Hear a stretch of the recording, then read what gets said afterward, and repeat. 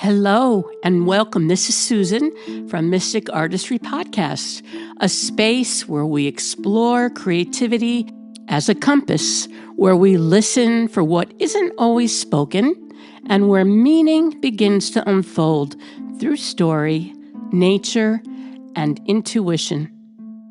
There are moments in our lives that don't require explanation. We feel them before we understand them. A shift in a room, a presence, a pause that carries more meaning than words ever could. And even if nothing is said, something is known. We've become very good at language, at speaking, explaining, and defining.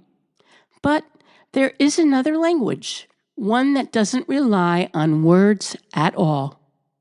And I sometimes wonder if it's not that we never learned it, but that we've simply forgotten. Because if you look at the natural world, this language is everywhere. Animals live inside it. They don't ask for explanations. They don't need context or reasoning. They respond to energy, tone, movement, presence. I see this every day with my dogs. Each one of them with completely different personalities, different sensitivities, different ways of responding to the same person. And what's so fascinating is they don't respond to what someone says. They respond more to what someone is. I remember when my grandmother would come to visit. She was always afraid of dogs.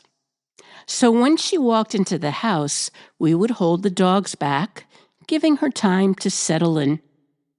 And the moment she sat down, something would shift. One by one, they would slowly walk over to her, not rushed, not overwhelming, just quietly curious. They would sniff, pause, and then gently lay their head in her lap. These were not small dogs, and she was visibly afraid, and yet they kept returning to her in the softest way. And I remember thinking, maybe they sensed her fear, but also something else, because she was very sweet-natured, very gentle at her core, and it felt like they could sense both. And I've seen the opposite too. People who appear completely at ease, who say all the right things, but for whatever reason, the dogs keep their distance. They don't move toward them. They don't engage. They simply choose not to. They're not analyzing. They're not second-guessing. They're reading something deeper. Something we used to understand instinctively.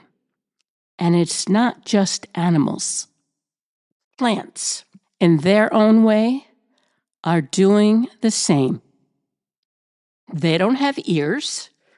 They don't have a nervous system like ours, and yet they sense and respond to the world around them through light, touch, chemical signals, even tiny electrical changes. They turn toward what nourishes them, and they respond to stress. They adapt to their environment in ways that are incredibly precise without ever needing to think about it. There have even been studies showing that plants respond differently depending on their environment, that they can shift their behavior based on subtle changes, things we might not even notice, and yet we tend to place ourselves outside of this. We've just learned to override it. We walk into rooms and feel something and immediately try to explain it away. You receive a signal, and then we replace it with logic. Somewhere along the way, we decided that what can be explained can't be trusted. But animals don't do that. Nature doesn't do that. And maybe we weren't meant to either. Maybe that feeling you get, that subtle shift, that quiet knowing, is the language. Not something vague, not something mystical or unreachable, but something real, something biological, and something ancient, a form of communication that doesn't pass through words, but through presence. And maybe the question isn't, how do I understand that? Maybe it is, what happens if I stop interrupting it? Because that language, it is still here, in you, around you, moving through everything. We just have to remember how to listen. Something else, because the same person who can feel intense to an animal can sit with a plant and grow something extraordinary. My husband fills our home with plants everywhere.